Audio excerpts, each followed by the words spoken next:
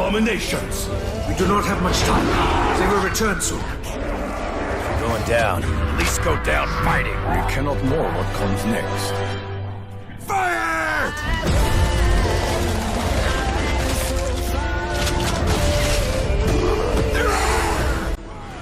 What's going on, guys? Welcome. This is going to be my top 21 out of all the Zombies maps, and with some Rise and Draw gameplay in the background from the boss fight. This is a special one. Usually I upload the Rise and Draw boss a lot, but this is a special occasion version of it. So you'll see what I mean in a couple of minutes. This is a very unique version of this boss fight. But anyways, without further ado, let's get into this list. From 21 to number 1, all the top 21 Treyarch Zombies maps. So as you already know, Transit, lowest on the list.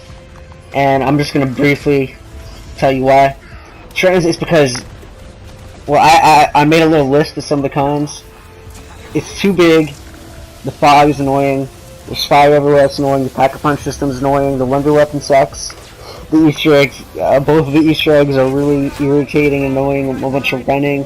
There's like a huge lack of content, and that basically just means there's like nothing to do when you're playing. You just jump on, survive, and then I just put etc. So there you go, Transit number 21. And I'm not gonna I made a pro cons list basically to help me figure out which map goes where, just because there's so many maps at this point. So I'm basically just I'm not gonna tell you the pros and cons of each, but I'm basically gonna explain to you why. So after Transit comes number 20, which is Die Rise. Now Die Rise is kind of cool, you know, it's got the liquefier and the jump arounds where you have 5 or more perks. But that's about it. That's about all the map's got to offer. You know, it's got a lack of content. It's got a really slow pace as well with the elevators. And Who's Who is really a really bad perk, and if you're stuck with it, it could just screw your game over. And the Easter egg on Die Rise is just as bad as Transit. It's just terrible. Number 19. Now this map actually, from this point on, this is where the maps start to get pretty good. But anything above this is just better than good. At number 19, I'm gonna give this one to 5. Now 5, you know, everybody knows 5's not a great map, but it's got some cool features like the Easter egg song, the way you pack a punch, you get the bonfire sale from the dude. But the problems with 5 is that the Winter's Howl is kind of lackluster. It's not a super good wonder weapon. Like, it's still pretty solid, but after round 30 the damage drops off and it's just really bad. And then the Pentagon Thief, he's gonna take your gun no matter what. Like, you might get away with him a couple times, you might win, but eventually he's gonna get his way, he's gonna get that gun. And 5 also has that lack of content. You're gonna see me say that a lot, because a lot of the maps up until like Black Ops 2 have that lack of content. Getting to number 18. This is Nuketown. Now, a lot of people love Nuketown because it's really random. You get your perks randomly. You gotta rely on the mystery box. That's all random, and that's cool. And like I said, this is still a good map. But the problems I have with it is that there's no ammo rounds and there's no wonder weapons. So that means that the rounds you're gonna get to are really limited. Like, you're gonna run out of ammo and have to cycle the box out because all your guns are gonna start doing nothing. So the best strategy is probably to upgrade a wall weapon and keep buying ammo for that. And then Nuketown also kind of has that lack of content, but there's a bit more, admittedly, since the Zombies eyes turn blue on round 25 and all. And there's that twist. I just died, and you're going to see me continue the rest of this boss fight without perks. So let's get into number 17. Number 17 is Kino der Toten. And everybody's sitting there like, what? Kino der Toten? How's that number 17 slightly above Nuketown? Well, remember, this map is still good. Just everything else I consider above it. Now, Kino, the thing is, it doesn't really have many special features. It's just really simple. You know, you get the thunder gun, you run around on the stage, and that's just it. It's got a lack of content, and it's also too easy. So when you're playing on Kino, I mean, unless you're playing like co-op or something, then it is super easy just to run around on that stage and get to whatever round you need to. And the map doesn't really have any special features that make you want to go and play it right now. Like, the Thunder Gun would have been there, but since the Thunder Gun's been oversaturated so much now, it's been in so many maps, that no longer really applies. So I'm just gonna leave Kino right there at that. Number 16 out of 21. It's gonna be Nocturne and Toten. Now the thing with Noct is it was the first, and that's cool and all. And I think it's better than Kino because it's, I guess it's simple, but the reason it's better than Kino is it's just as simple, and it's got the lack of content. It's basically the same thing, except it's not too easy. Nocturne and Toten is actually moderately difficult, and I think that it's really similar to Kino. It's just easier. I mean, it's just not as easy, and that's why I'd put it above. Next on the list, number 15, is going to be Shino Numa. The thing with Shino Numa, it's the first map with the Wonder WaW. It's introduced the story and all, and it's in Black Ops 3 at least. It's kind of difficult. In World at War, of course, is super easy, but the Black Ops 3 version is pretty difficult with a good spawn system and everything. And you know, the difficulty of Shino is why I like to play it. It's got a good amount of difficulty, and it's got a really great environment to it.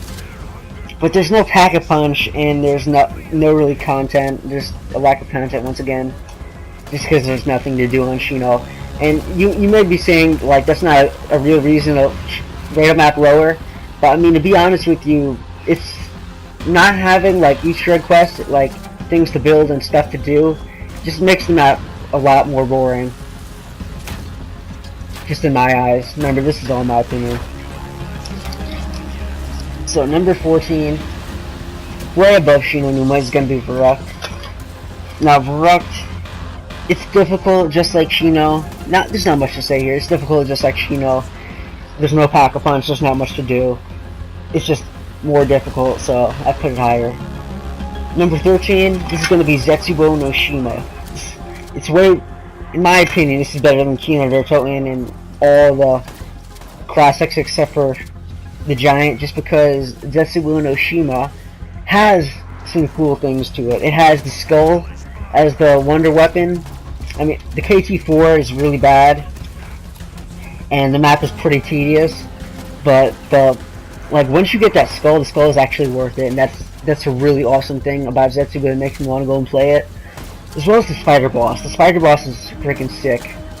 Just on top of that normal gameplay that every map basically features.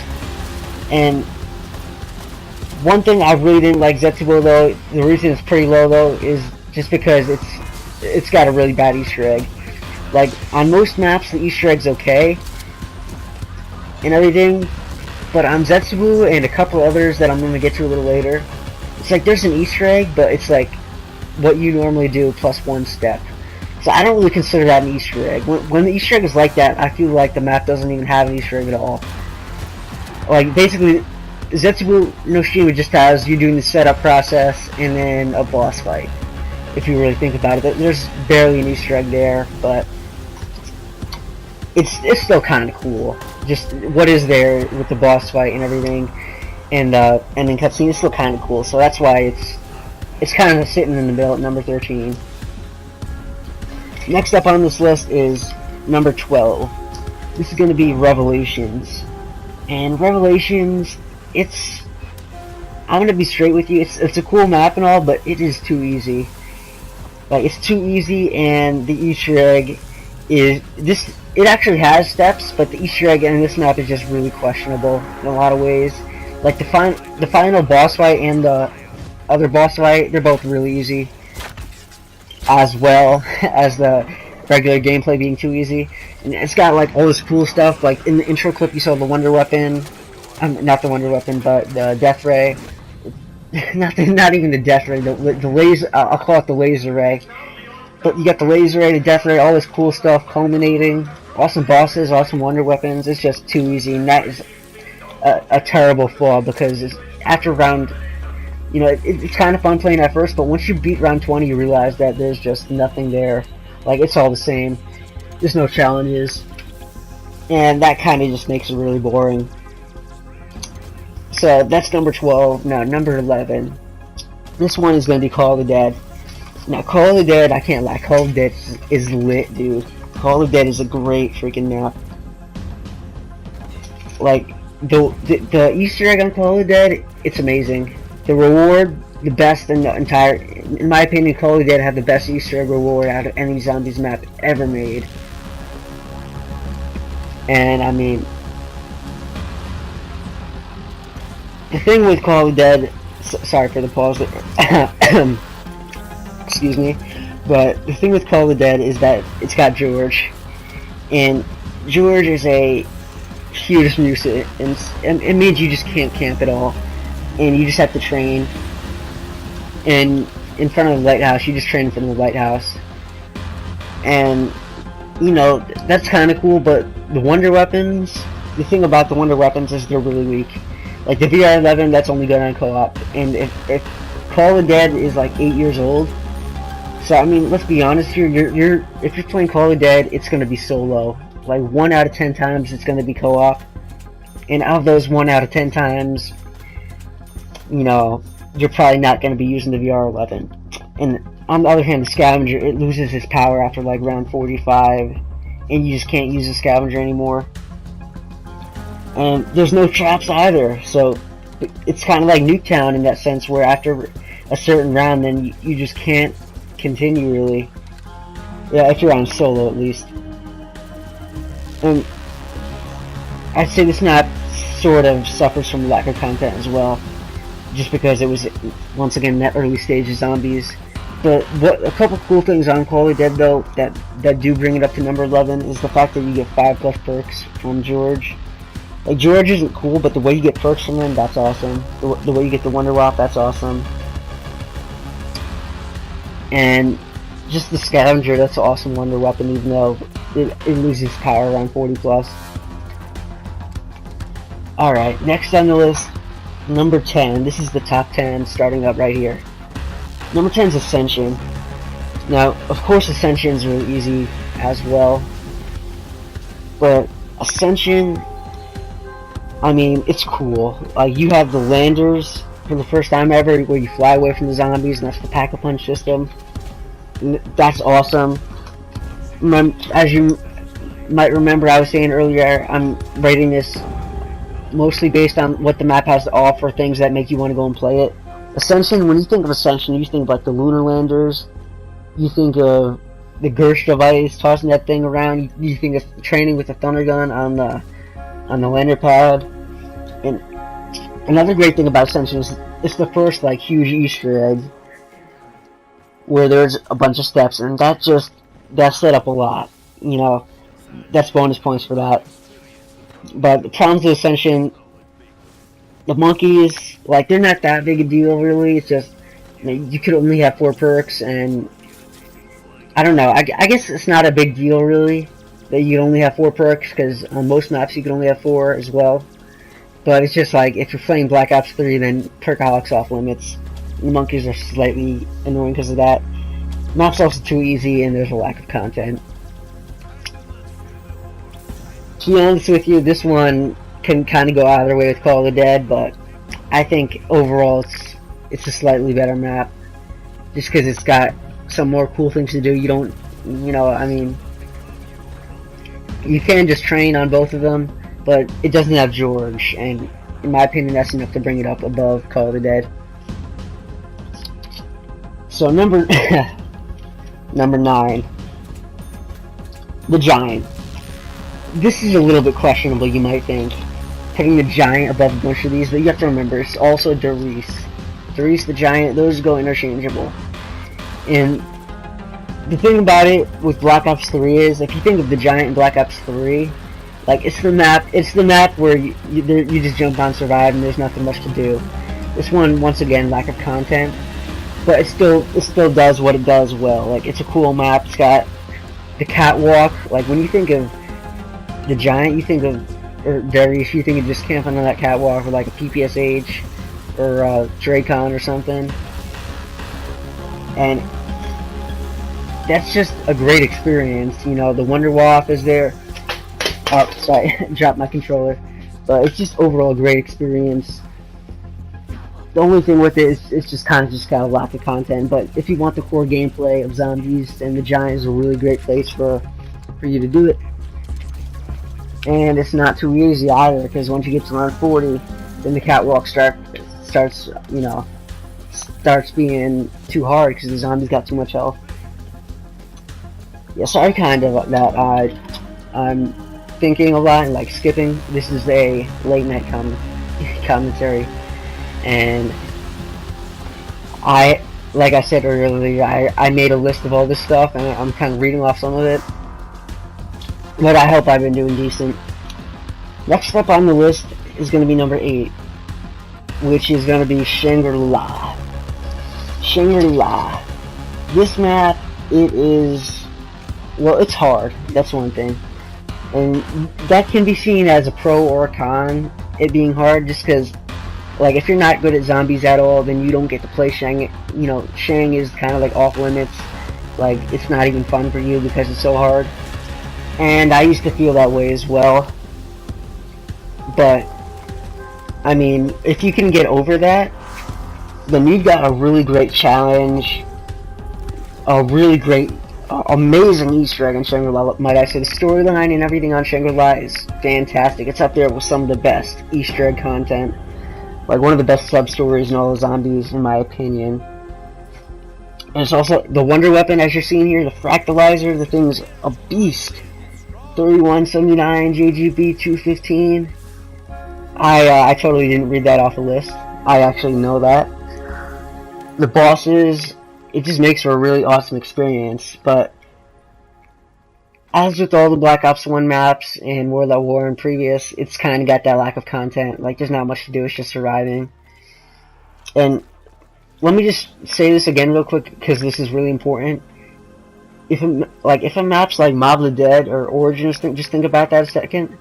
Like, those types of maps, you're doing things up until around like 25 or 30, you can be. Like, you're surviving and doing things. But on these other maps, where I say lack of content, that's just because you can get to like round 15, get all your perks, get your guns, and then from then on, it's the same. You know, like with Origins and Mob and those types of maps, there's more content, and then you don't get to that part where you're completely set up. You don't get there until maybe like round 35. Or, yeah, maybe around 35 or a little earlier if you really try. That's about all I've got to say for Shangri-La. Next up is going to be, right after it, it's going to be Moon. Number 7 spot is Moon. Now, Moon. Great Easter egg, besides the fact that it got leaked on day 1, but still. The Ghost device came back, which is sweet. It's got a great wonder weapon. The excavators are kind of annoying, but kind of cool at the same time. Like, you know, it creates this epic moment where you got, hey, I gotta go fix this. Oh crap. I gotta go fix this excavator, oh no. And overall, it's just a really great environment. It's cool going to the moon. It's cool. The Area 51, that I forgot to mention, that Area 51 is awesome as well. It's a great feature. But it's got that lack of content as well, and Moon also has like a slow pace to it. I mean, I don't know how to explain this. It's Diagrise was the elevators, but on Moon, it's kind of just like, since the zombies are mostly slow, or like you're in the biodome and the zombies are running from a really far distance, like the map's pacing is kind of bad. Like, it takes, especially if you visit Area 51 every once in a while, like, it takes ages to get to even around like 25 on Moon, unless you're really trying to speedrun it. Like, if you're just playing Moon normally and just having fun, it takes way longer than other maps to get to high rounds. Besides that though, Moon's cool. And here's where we get to the controversial bits, because I'm getting down to the number 6, top 6. A lot of people might not agree with this, but I think that Buried deserves number 6 spot. Buried is,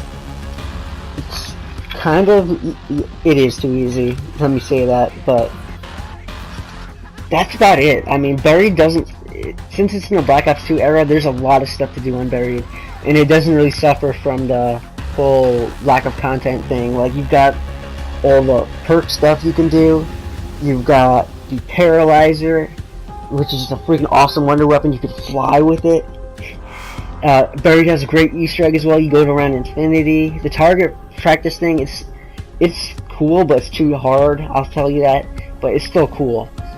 And there's that one step with Galvin Knuckles. Just Buried's a great Easter egg, great map, and more like I said, it doesn't suffer from lack of content because there's a ton of stuff to do. You got Leroy, or I guess his name's Arthur now, but there's a lot of cool stuff to do on there. You got the trample scheme and all those buildables, all the stuff you can do with the mystery box. And I mean, if you just think of any sandbox type of map, Buried is it, because Buried's just got so much in it. I can't even think of everything right now. There's just so much stuff on Buried, but I'm telling you, Buried is the absolute sandbox of the zombies. Even though it's too easy, it's just fun to jump on and play with a bunch of stuff.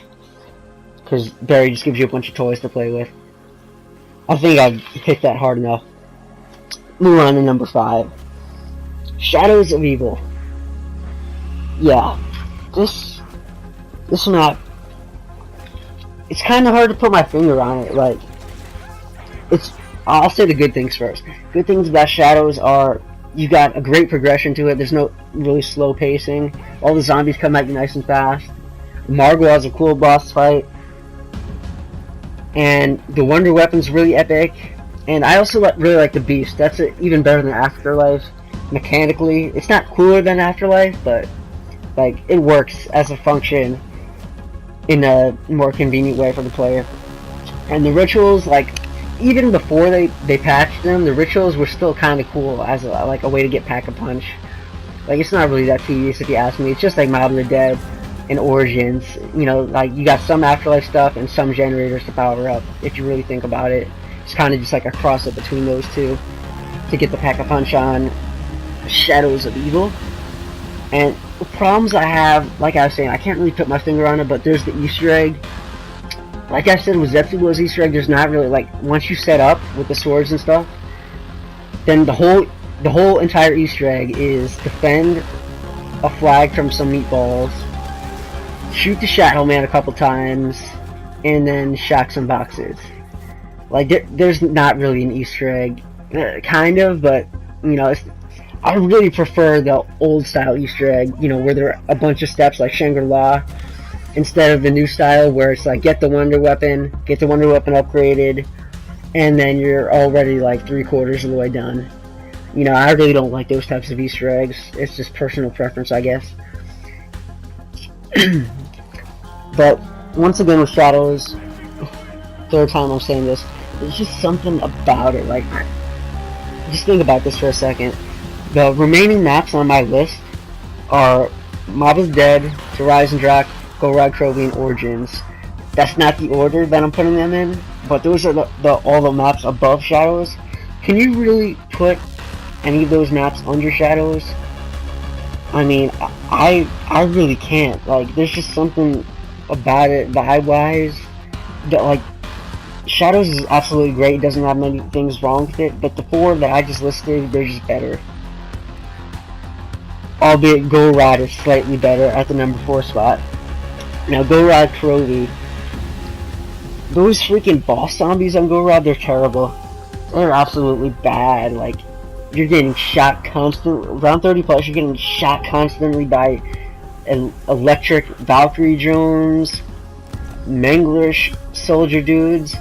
You got the dragon breathing fire down on you. When you punch a zombie with the gauntlet of Siegfried, they explode if they're set on fire or electrocuted, and that does like as much as one hit.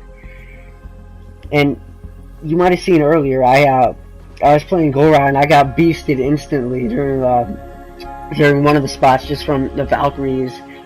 Like, the Valkyrie shocked me, and it shocked the zombie behind me, and the zombie behind me hit me, and then exploded, like, all within half a second. Like, that is really kind of annoying. And you might think that I put that under Shadows because of that, but man, the rest of the map, it makes up for it. Okay, Golrod's got a great Easter egg, and you know, you get the 6 trophies and stuff, and the final boss fight, it's really hard, and you get the cutscene and everything. And also there's the time trials, which is really awesome for Golrod. And that also goes into the fact that the map is really fast paced. Like, you get into the action fast in Golrod. Like, if you have 20 minutes to play any map, Golrod's probably the one to do it, just because you go for all the time trials. And then if you get the Fury song, then you could call yourself, you say that you win, and you could end the game there. Other things with Golrod are the fact that you got the cool Gauntlet of Siegfried, and you got the Wonder Weapon as well, which is awesome.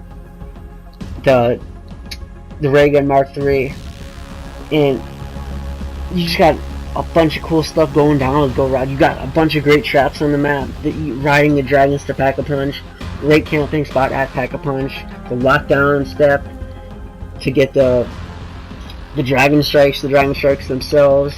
There's just a bunch of cool equipment and stuff, and steps to get them on Golrod, and it flows so nicely that I just had to forgive the around 30 plus unfair enemies.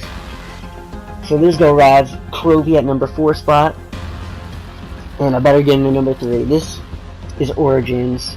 Now, for a long while actually, I liked Origins as the best map, but there's a couple recent discoveries that I've made with Origins that have slightly lowered it on my list.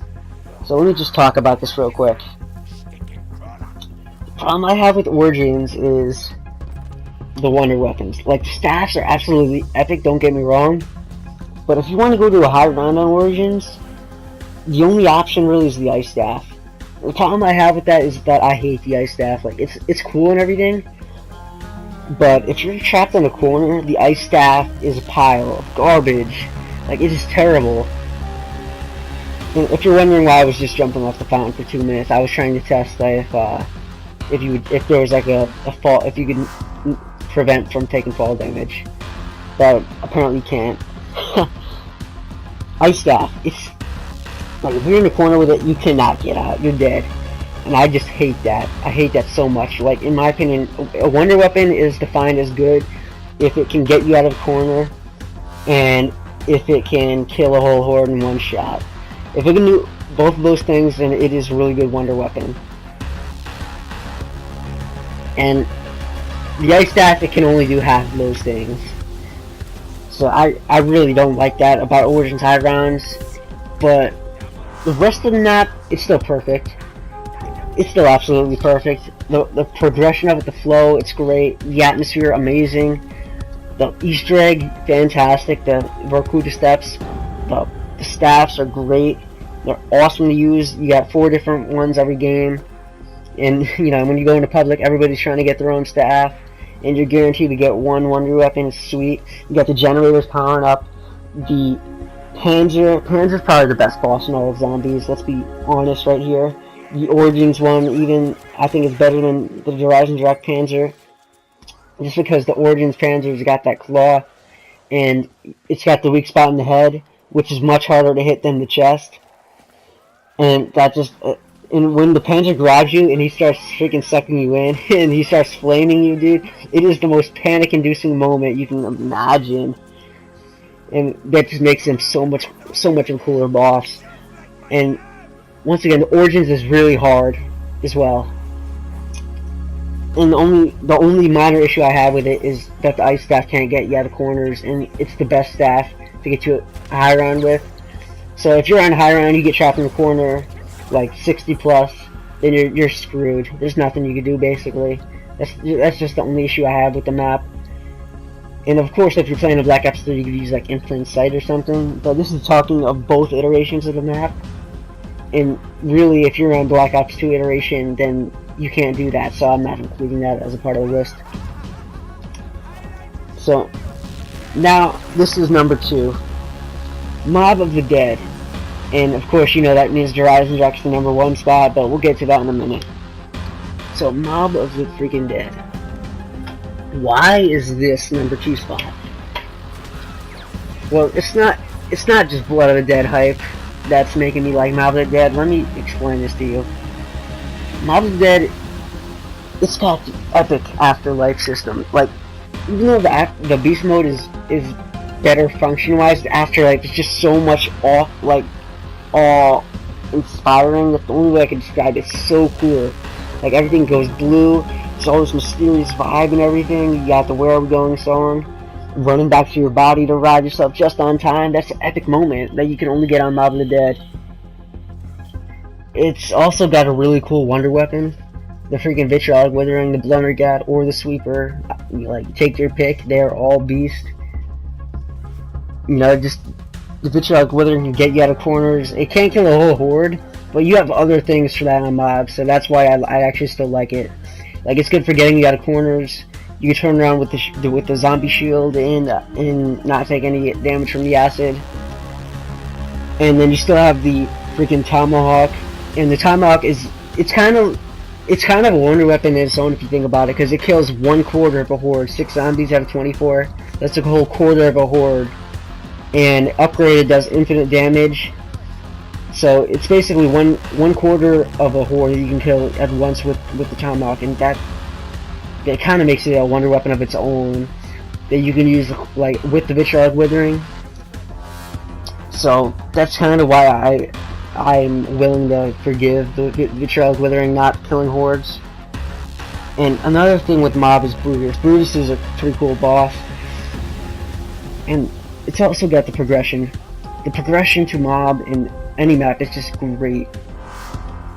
Like, I kind of said this earlier with Origins and Go Ride and some of those maps, but when you can just fly through the rounds, you can just, like, when you can fly through the rounds while you're constantly, like, doing Easter eggy stuff, like, building things, doing wonder weapon stuff, like, upgrade stuff, and you get the whole atmosphere of the map, even especially the map's atmosphere. It creates just a great apocalyptic, like you're actually in the zombie world, and that feeling itself as you're going through, like, that does so much to make the map fun for me, and that's why Mob would be my number 2 spot. The only problem I have with Mob is really the Easter egg.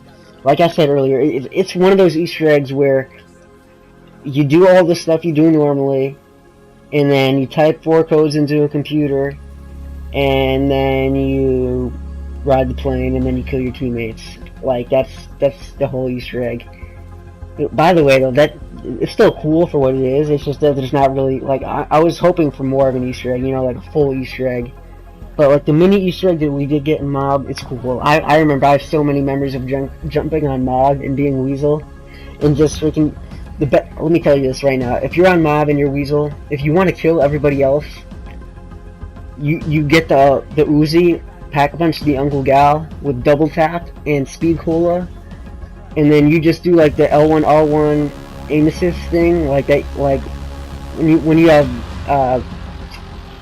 aim assist on campaign, or when you're using aim assist against the zombies, that works against players as well. So you just spam L1 R1 with that Uzi, it will destroy people. Like, it will kill them in 1 second each. And that is how I always win. And I also, you could like plant that, you could take the riot shield and you could plant it down and head glitch on it. And one more tip I'm going to say before I get to number 1 spot. You could freaking, like, there's this icon above the enemies' heads that says kill. You can kill them before it says that. This is the dirty tricks here. This is how you always win when you're Weasel. But mini video aside, time to get in the number 1 spot. Drak. Or Drak, according to Drak, whatever you want to call this map. It's number 1 in my opinion. Now, Mob of the Dead, let me tell you this, it's better as like a typical zombie survival type thing. It's better in that sense, but Drak overall, it's better. Alright, man, here's my thing with Drak. You have probably, not even probably, in my opinion, the best Easter egg. Like, that boss fight at the end, it's unmatched. Just the strategy of it. You gotta charge up the Ragnarok and then use it on the Keeper to counter his super lightning thing. And if you don't, then he will absolutely destroy everybody at once. And you could even counter that by standing behind the poles and just this epic moment where freaking life flashes before your eyes with the lightning. That's epic. And even like all the steps before that, like it's actually a whole Easter egg. It's not just like 2 steps like some of the other maps I was seeing. And it's just a perfectly laid out Easter egg. But that's not enough to make it what it is. The map itself, it's got the Panzer as a boss. Sure, the boss isn't as good as the Origins Panzer, but it's like nearly there. And the reason I put this above Mob is, well, I'll get to that in a minute, but the Panzer is just better than Brutus. That's all I'll say for now. It's a better boss. Also, you have the bows, which all 4 bows are viable. This is one thing I like about Horizon better than Origins. All 4 bows are absolutely viable to get to a high round with. They all do infinite damage. As far as I know, you can use all of them to any round you need to, and they can still get you out of corners. Even the storm bow if you use 1 shot, and that's a lot of bonus points. Just the bows themselves. What I would say though is the bows kind of do take place. So, like I said, Model is better for just surviving, just because you've got guns in it, where Horizon is bow dominated. But aside from that, also you've got on Horizon, you've got the gravity room, the Ragnarok, the death ray, the rocket testing area, like all this cool stuff. You have the launch pads, the London Easter egg, the death machine thing that you can do. The death machine actually got introduced in Horizon. That's another awesome thing about it. That's what brought the death machine to Black Ops 3. And there's a bunch of camping spots. There's a bunch of training spots. Just the map is very nearly perfect, honestly. And the reason I put it above Mob is just because what it does on like Mob does a lot of things great, but what Horizon does, it does the same things but better. Like the Easter egg is amazing. It's like not a bit. It's like 30 times better in my opinion than Mob's Easter egg, just because there's like no steps on Mob. And the Panzer's a better boss than the Brutus, because Brutus doesn't have that much health. The bows way better overall than the Blundergat, just because everybody could have bows instead of just 2 people. Or if you're playing public match, probably 1 person having the Blundergat. There's just a lot more cool stuff on it as well. Like I said, the gravity room and all that. On Mob, there's still cool stuff, but there's not as much of it since it was earlier. It wasn't in Black Ops 3 where they had the 3-year cycle. Horizon Drax it's got more depth to it, but all the Horizon Drax at the #1 spot, it's not perfect.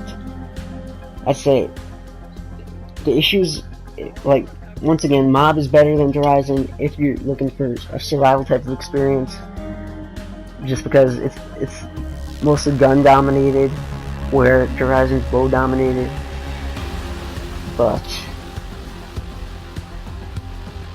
the one thing really that's wrong with Horizon Drac is it's just kind of tedious. It takes maybe it's about 10 minutes to 20 minutes worth of tediousness to fill all the dogs up and then get your bow upgraded. But besides, if you can get past those like 15-20 minutes, the map is literally perfection. Like it's better than Origins because of the bows and everything I mentioned. The Easter eggs are absolutely amazing. Overall, it is just the best map. But once again, one more time, Mob is better for like a survival type of thing because you're using guns, and Origins is like almost tied with Mob. The only problem I have with Origins is just that you can't really get out of corners on high rounds. But up until I'll say this right here, up until round 40, Origins is literally like tied with Mob and tied with Horizon. Almost, like it's almost there. Origins. It's just that little issue I had. It's kind of broken it up for me. But up until round, like round 50 plus, it's worse, but round 50 minus, it's just on par with those. So I hope you guys got through this 40-minute list of mine. Hopefully this isn't going to take like 8 hours to upload. But yeah, leave in the comments below your opinions, because I know that this isn't how everyone feels. And I was a hater on Rise and Drac for a while. I always thought it was overrated, but like I really looked at it objectively lately, and I just realized that I think it's the best. And I think that the bows are a way cooler thing than the staffs. Well, maybe not cooler. The staffs are cooler, but the bows overall, they're much more balanced, so that way you can use them to get out of corners and stuff. Easter eggs amazing. And I just kind of took a reflective look on all this before Black Ops 4 comes out, just because I'm hoping that these maps are going to be on par or even better than what we have. And if I were to take a guess right now, I would probably say that Blood of the Dead is probably going to match Mob, probably be in the same number 2 spot. And since it's a reimagined map, these are my predictions. Blood of the Dead is going to be at number 2. Mob of the Dead is going to get pushed back a little bit. And then IX is probably going to be like within top 10, at least. Within top 10. And then Voyage of Despair, I think that's going to tie or overtake Horizon. Like that Titanic, it looks absolutely fantastic. And then we'll just see what we have in the DLC maps. But once again, hope you guys got through this. Leave a like if you did. Leave your opinions. These were just mine. And yeah, thank you for getting this far. Peace out.